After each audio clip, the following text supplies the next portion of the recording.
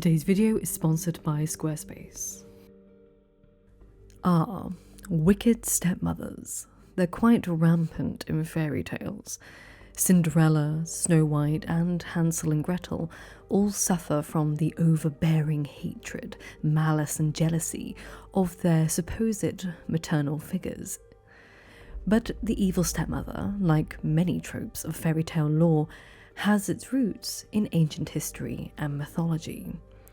There are too many examples in Greek mythology, but let me give you the two that I find most entertaining. In Euripides' play Hippolyta, Phaedra is made to fall in love with her stepson, Hippolytus, by the hands of Aphrodite. Aphrodite has a vendetta against Hippolytus after he built a temple at Troezen for Artemis rather than for her, so she took her revenge via Phaedra at the Eleusinian Mysteries. Hippolytus is the son of the Amazonian queen Hippolyta, whom Theseus abducted and very likely raped once he joined the hero Heracles in his fight against the Amazons. Hippolytus was adopted by King Perseus and made an heir to the throne of Troezen, where it was done partly to stop any rivalry occurring between Hippolytus and other half-brothers to the throne of Athens, which we will get to later. According to the myth, whilst Theseus was away, Phaedra follows Hippolytus to Troezen, where she builds a temple for Aphrodite, overlooking the gymnasium where Hippolytus just so happens to be exercising naked. She bottles up her desire for Hippolytus until one day the nurse realizes the source of Phaedra's unhappiness. So the nurse advises Phaedra to write Hippolytus a letter confessing her love for him. As she does this, telling him that she too is devoted to Artemis and that they could go away together under the guise of a hunting trip.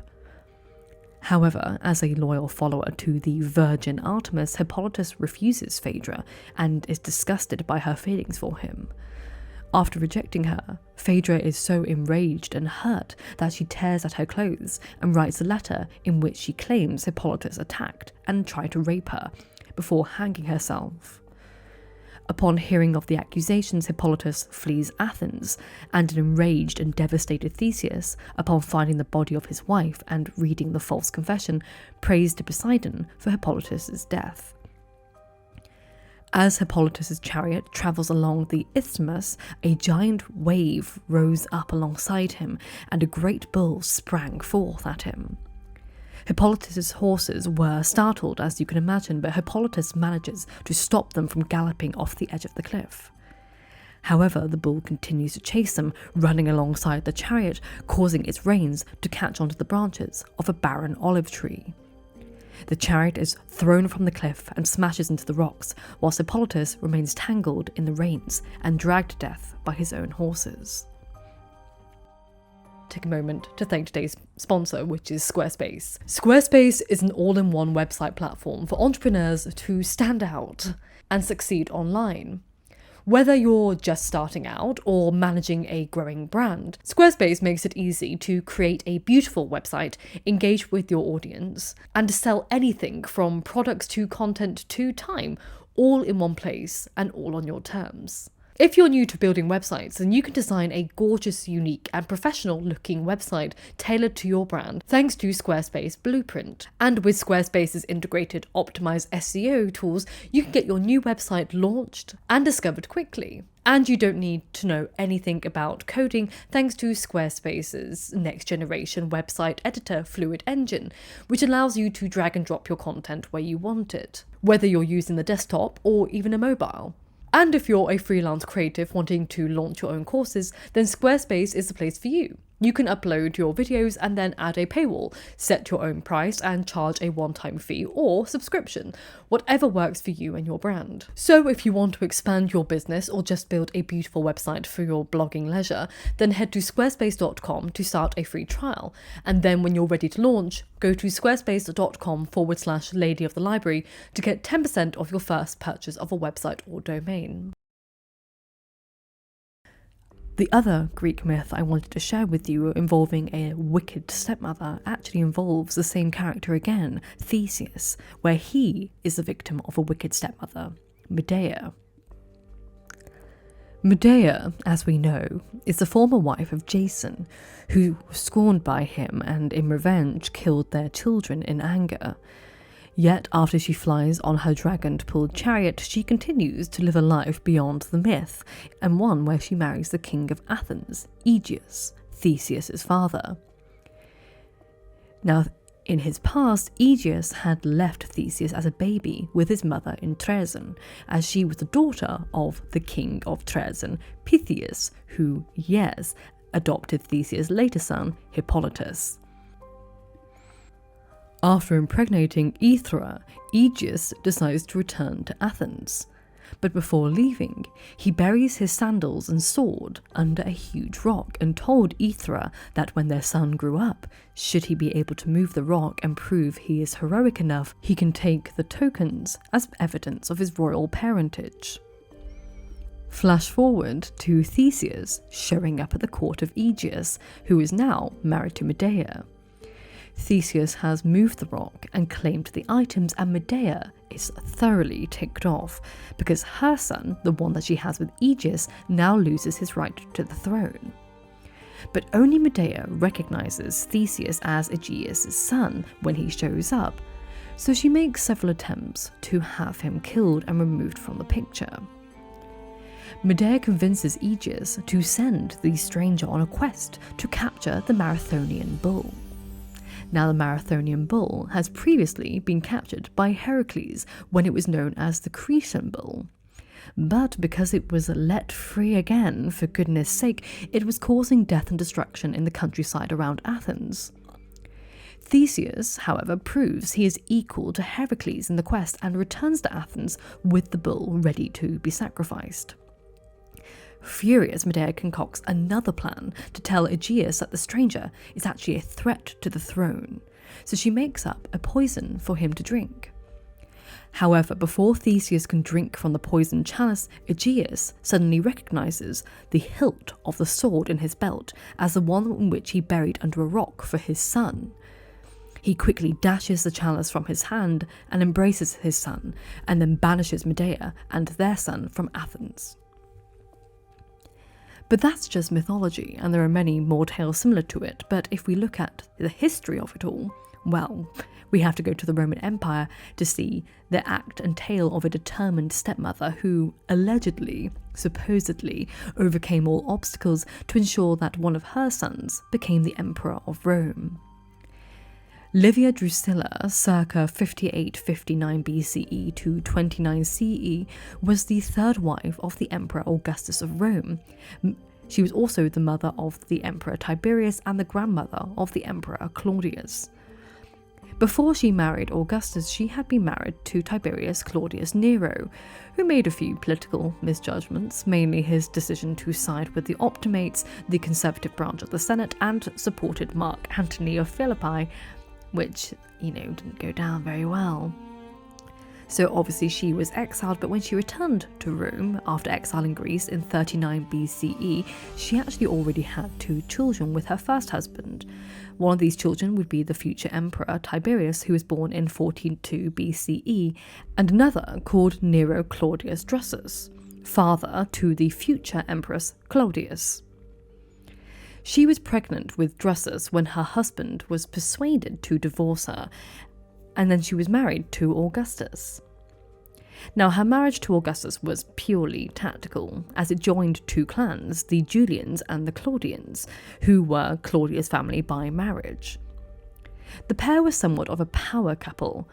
Augustus respected Livia's opinions, and she played a significant role in his administrative affairs. But as you can imagine, that made her somewhat unpopular with the imperial court. Tacitus wrote of her secret intrigues and accused her of having such a stronghold over Augustus that she was the reason that he drove his grandson, Agrippa Posthumus, into exile. We'll come to that later. But needless to say, the imperial court thought she was ruthless, and her step-grandson Gaius said that she had a tongue so sharp that he called her Ulysses Stellatus, Ulysses in a frock.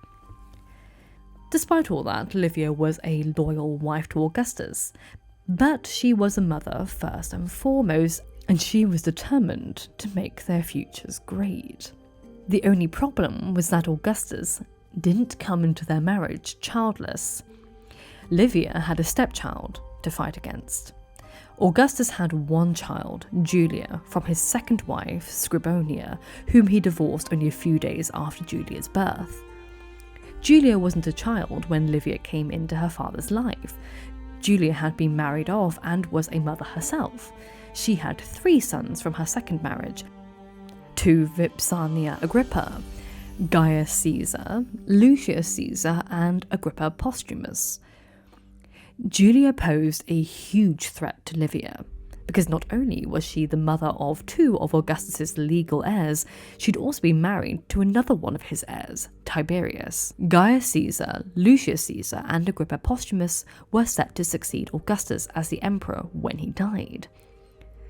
After Livia lost her youngest son, Drusus, in 9 BCE when he died in battle from falling off a horse, it was 1 against 3, Tiberius versus Julia's sons.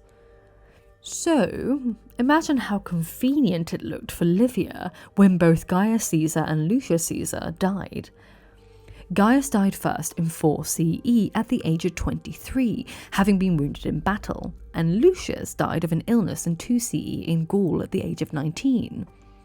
Though neither died under suspicious circumstances, in fact neither even died in Rome, rumours began circulating about these convenient deaths in relation to the somewhat unpopular Livia. And the flames of those rumours were only fanned further when the remaining threat, Agrippa Postumus, who was adopted by Augustus shortly after the death of his first 2 heirs, was exiled. Postumus had a reputation for being a bit of a hard-headed brute who did little else other than fish, and in 6 CE he was banished by Augustus and abdicated from the Julii family. The reason for his exile varies according to ancient historians. Suetonius claims Augustus disowned him due to Postumus's ferocious and sordid temperament, whilst Velleius Paterculus said he was disowned because he fell into, quote, reckless ways by an amazing depravity of attitude and intellect. Tacitus, however, placed blame squarely on Livia, whom he believed had always shunned and disliked the boy because of the threat he posed to her own son's ascent. Yet modern historians believed Postumus may have been involved in a conspiracy against Augustus. Nevertheless, in 7 CE, Augustus made Postumus's banishment permanent and had him moved to Planasia, now Pianosa in Italy. Julia was also banished from Rome in 8 CE, and her husband was executed for allegedly plotting a conspiracy against Augustus. According to Tacitus and Dio, Augustus and Postumus did not come into contact again until 14 CE, when Augustus left Rome in the company of a trusted friend, the senator Paulus Fabius Maximus, to Planasia to visit his grandson. Their intention for the visit will never be known, as the pair died on their return. Well, if they ever visited, as some modern scholars don't believe they ever did. Tacitus relays a rumour that Augustus went to Postumus to reverse his decision and make him his successor. But rumour had it that Fabius told his wife the reason for the visit, and she informed Livia. Furious at his friend's betrayal, Fabius was killed either directly or indirectly by Augustus, and Augustus died of natural causes at the age of 75, though Tacitus does tell us another rumour that Livia allegedly served him poisoned figs.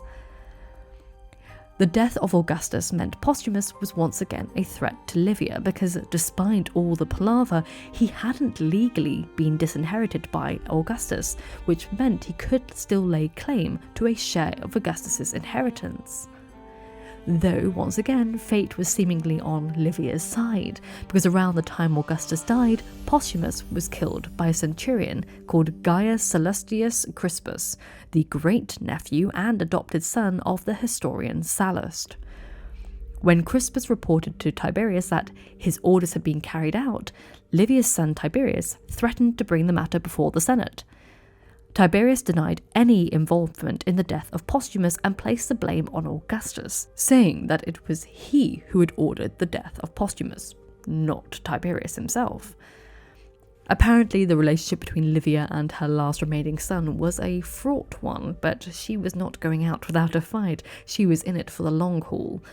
Livia died at aged 86 in 29 CE, only 8 years before the death of her son Tiberius. Did this one woman truly orchestrate the annihilation of all threats, indirectly killing many men to ensure her son became the emperor of Rome? Or was a strong, somewhat intelligent woman scapegoated by ancient male authors for the benefits of an entertaining story, one which echoed and endorsed the mythologies that the Greeks had laid down to them in their own tales, such as that of Phaedra and Medea? We'll never truly know.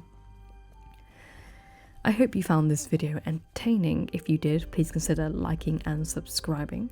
I've chosen to stay off camera, and I think I may do for a real while. I think I find this far more entertaining, but we'll see how the videos perform as such.